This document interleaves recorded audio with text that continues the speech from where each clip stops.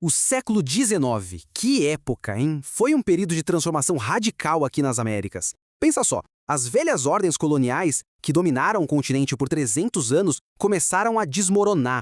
Isso abriu caminho para uma era de revolução, de muito conflito e, no fim, para o nascimento de várias nações novas.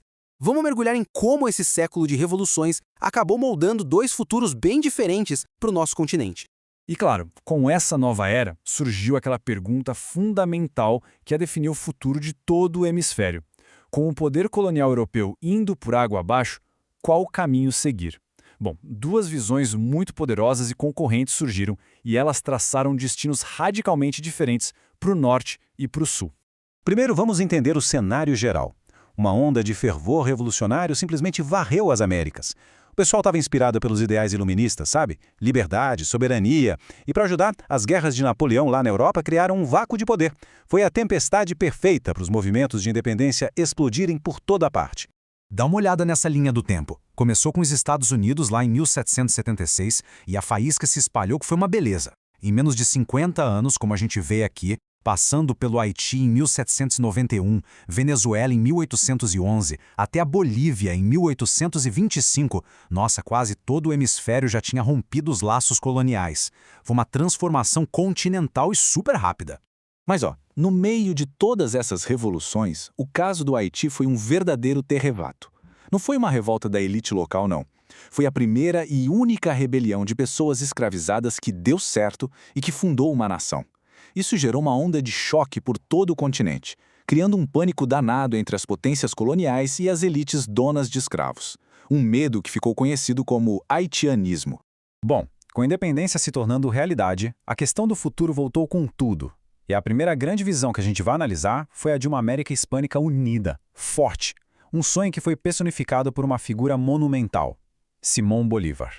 Nessas palavras a gente sente o tamanho da ambição do Bolívar, né? Ele, que era conhecido como o Libertador, não lutou só para libertar uns territórios aqui e ali.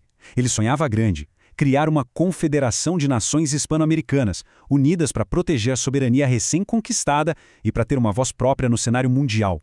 Esse projeto todo foi conhecido como bolivarismo. A ideia era, ao mesmo tempo, simples e grandiosa: integração, cooperação e segurança para todo mundo. Juntas, as novas nações seriam fortes o suficiente para resistir a qualquer tentativa de recolonização da Europa e para prosperar economicamente, negociando entre si. Só que o sonho não se concretizou. O Congresso do Panamá de 1826, que era para selar essa união, foi um fracasso. Os obstáculos eram gigantes. Internamente, as elites locais e os caudilhos estavam mais preocupados com o poder regional do que com a unidade. Economicamente, o legado colonial pesava. As colônias negociavam com a Europa, não umas com as outras. E um ponto crucial tinha a pressão externa. Potências como a Grã-Bretanha preferiam negociar com várias naçõezinhas separadas do que ter que encarar um bloco econômico unido e poderoso.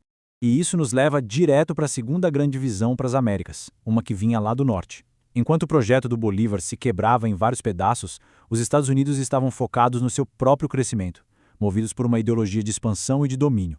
Esse quadro aqui ilustra perfeitamente o contraste. De um lado, a visão do Bolívar, que era tipo um quebra-cabeça de nações cooperando para formar um todo. Do outro, a águia americana, projetando sua sombra sobre o continente, uma representação do monroísmo, que vem da doutrina Monroe. Sabe, publicamente a doutrina era contra a intervenção europeia, mas na prática ela afirmava uma área de influência exclusiva dos Estados Unidos, resumida no famoso lema A América para os Americanos. A grande força por trás dessa expansão era a ideia poderosíssima do Destino Manifesto. Era uma crença quase religiosa de que o povo norte-americano tinha uma missão divina de civilizar o continente, expandindo suas fronteiras do Atlântico até o Pacífico. Na prática, era uma justificativa moral para a conquista de territórios. Isso não era só uma ideia abstrata, não, foi colocada em prática de forma implacável. Da compra da Louisiana em 1803, a anexação do Texas e a guerra contra o México, que acabou com a tomada da Califórnia e de todo o Sudoeste, os Estados Unidos mais do que triplicaram de tamanho em pouco mais de 60 anos. Viraram uma potência continental de verdade. Mas para consolidar todo esse poder e projetá-lo para o mundo, os Estados Unidos precisaram primeiro resolver uma crise interna profundíssima. A nação estava dividida por uma questão fundamental, e essa divisão ia levar ao conflito mais sangrento de toda a sua história. As diferenças eram, impossíveis de conciliar. O Norte era industrial, com uma economia baseada no trabalho assalariado e defendia um governo central forte para proteger seus mercados.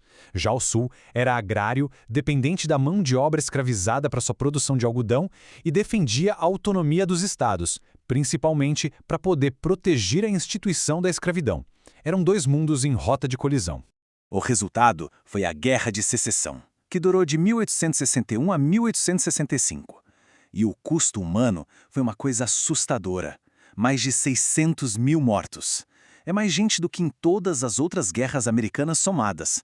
Foi um conflito que redefiniu a nação na marra. No final, a vitória do Norte foi total. O modelo industrial e capitalista prevaleceu, a escravidão foi abolida e, o mais importante para o nosso tema aqui, a guerra forjou um governo central poderoso e uma nação unificada e industrializada, com capacidade militar e econômica para impor sua vontade e transformar a doutrina Monroe de uma simples declaração numa política ativa em todo o hemisfério. Então tá, chegando ao final do século XIX, qual foi o resultado disso tudo? Aquelas duas visões que a gente viu lá no começo seguiram caminhos completamente opostos, criando um hemisfério de realidades, assim, drasticamente diferentes. O ponto crucial é este. O sonho de Bolívar de uma confederação forte se desfez em dezenas de nações que, muitas vezes, continuaram dependentes economicamente da Europa e cada vez mais dos Estados Unidos. Enquanto isso, os Estados Unidos, unificados e fortalecidos pela guerra, se tornaram a potência hegemônica indiscutível das Américas. E isso nos deixa com uma pergunta para refletir.